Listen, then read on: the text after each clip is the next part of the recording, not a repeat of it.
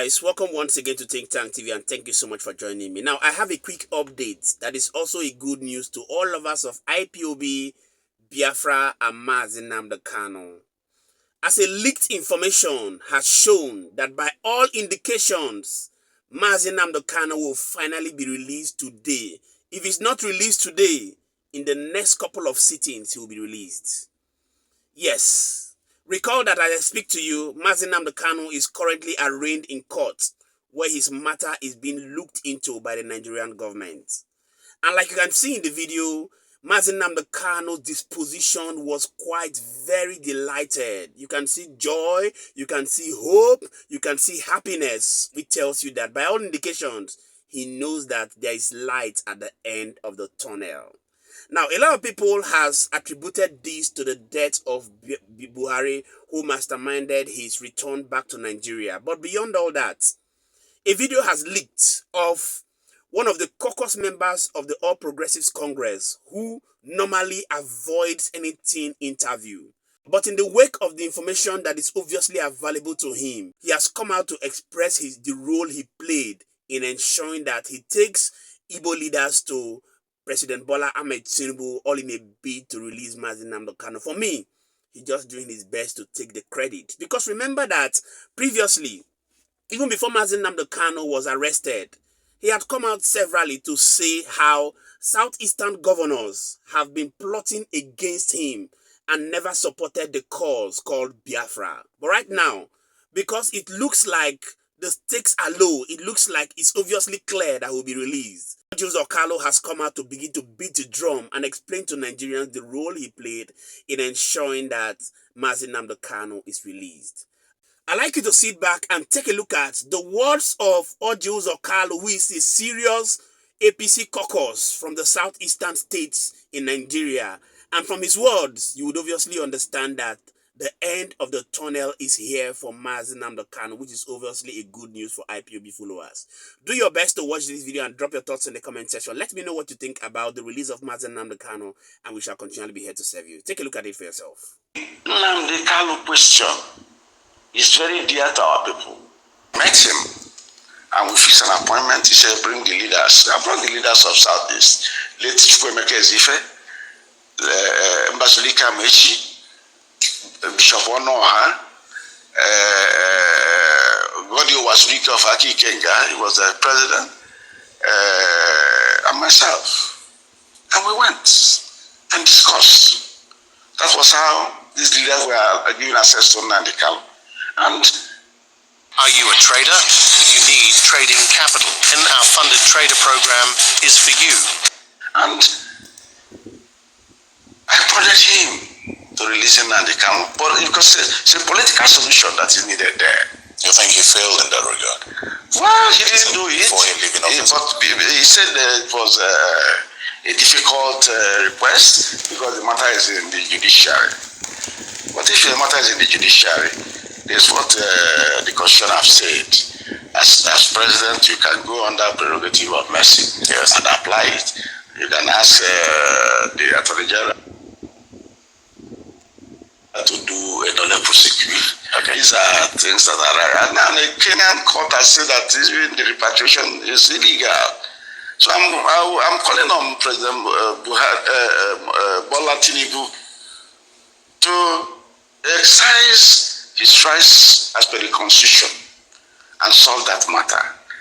We are leaders in the southeast. We can guarantee him.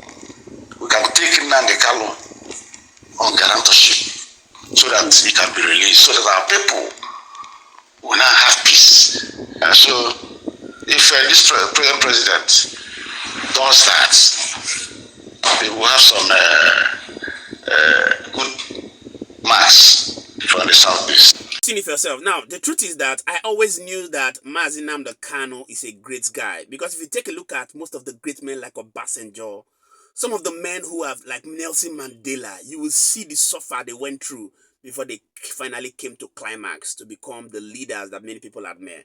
That seems to be like the story of Nnamdi Kanu. Yes, I knew that he's obviously going to come to the end of these issues. But regardless, you can see for yourself that all his predictions having to do with Fulani headsmen, all his prediction having to do with the Nigerian state, the military, and all that has come out to play. Like yesterday, as I speak to you, there was a clash between the Fulani soldiers in Biafra state and Biafra youths.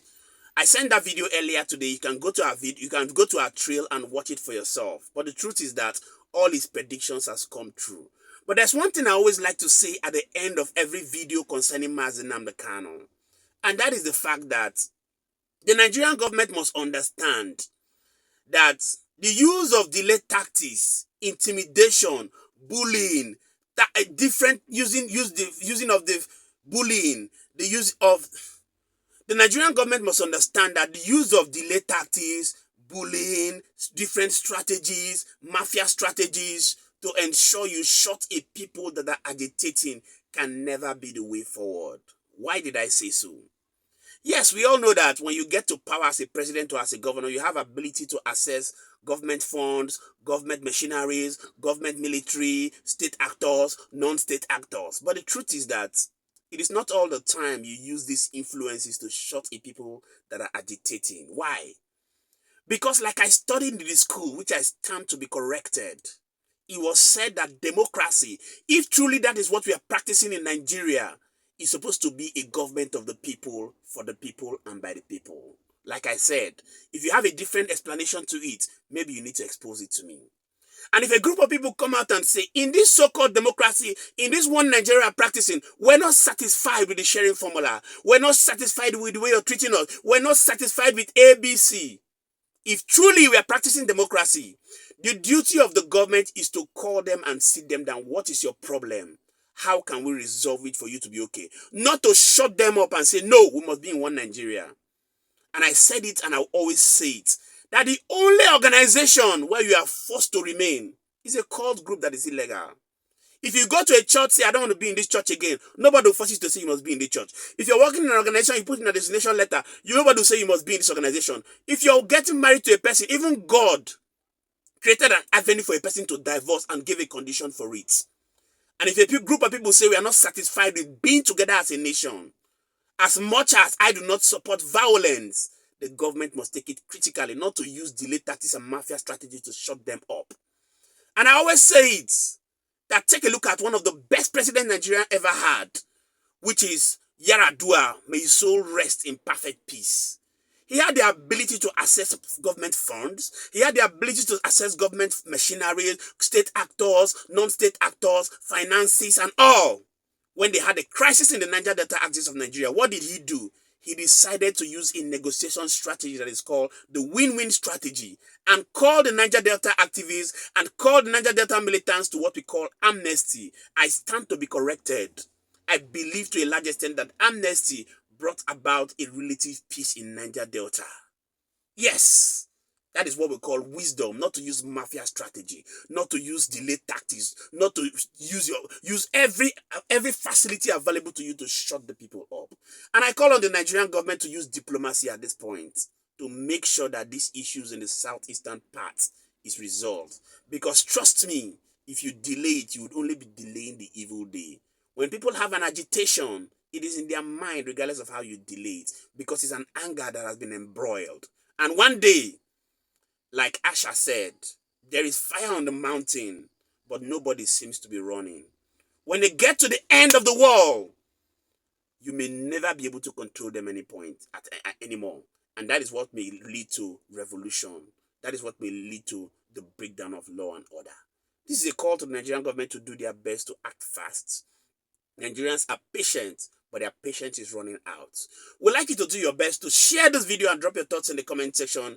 Let's get to know what you think about the proposed release of Nnamdi Kanu and the Nigerian state as a whole. And we shall continually be here to serve. Many thanks indeed to all our viewers and returning subscribers. We truly don't take it lightly. My name again is Moses, and this is Think Tank.